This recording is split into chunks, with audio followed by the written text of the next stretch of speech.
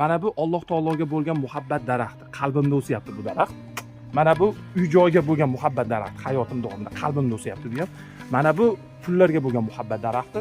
Mana bu ishxonamga bo'lgan muhabbat daraxti. Mana bu mashinaga bo'lgan muhabbat daraxti. Mana bu odobli qiz degan u muhabbat daraxti qalbimda o'syapti. Bunga kelajakda uylanaman degan niyat bor. Shunaqa daraxtlar minglab o'syapti qalbimda. Hammasini chiqarib tashlayman-da, qalbimda yurib tashlayman-da, ongimga ekaman. Ongimda turadi, rejasini qilaman, harakatini qilaman, ularga erishishlik rejasi ongimda saqlangan bo'ladi-da, qalbimdagina faqatgina mana bu yolg'iz Allohga bo'lgan muhabbat daraxti qoladi. Ana o'shandagina muammolar meni hayotimdan chiqib ketadi-da, stresslar yo'q bo'ladi-da, hayotim uzluqli, lazzatli, farog'atli bo'ladi, sakinatli bo'ladi.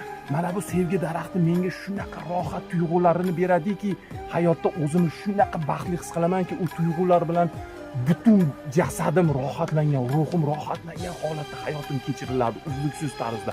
Shunaqa kuchli tuyg'u beradigan sevgi daraxti qalbimda qoladi, qolgan hammasini chiqarib yuboraman. Endi savol tug'iladi, bu daraxtlar, qanaqa daraxtlar bor meni qalbimda? Qanday aniqlayman uni va uni chiqazib ongimga qanday ekaman desanglar, uni bitta uslubi bor. Ota o'g'liga qarasa, o'g'li ko'chada kampit qog'ozini yutib keladi, dada deydi, xursand bo'lib keladi, kampit qog'ozini yutib oldim ko'chada deydi. U dadaga farqi yo'q. U oddiy kampit qog'oz edi, musur edi u. O'g'lini xursand qildi, chunki nimaga qalbida joy bor unga. Ertasi kuni keldida, dada deydi, kampit qog'ozdan yutqizib qo'ydim deydi. O'g'li xafa bo'lib kiradi. Dadaga yana baribir, chunki qalbida u kampit qog'ozga bo'lgan muhabbat yo'q. Ota u bor bo'lsa ham u farqi yo'q, u yo'q bo'lsa ham farqi yo'q. Chunki bolada u narsa xursand qilyapti, u narsa xafa qilyapti. Chunki bolada u narsaga bo'lgan qalbida muhabbat bor. Ana o'sha formula bilan sizlarning qalbingizda nimaga muhabbat bor, nimaga muhabbat yo'q.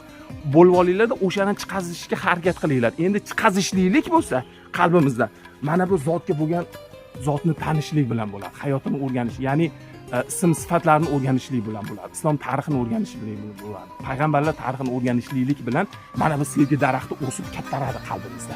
Mana bularni xuddi shunaqa formula bilan hozir yuqorida aytganimiz formula bilan chiqazib tashlaymiz qalbimizda. Chiqqandan keyin rejasi ongimizga avtomatik o'rnashadi va harakatni boshlaymiz. Hayotimiz davomida mana bu minglab daraxtlarga erishishga harakat qilamiz.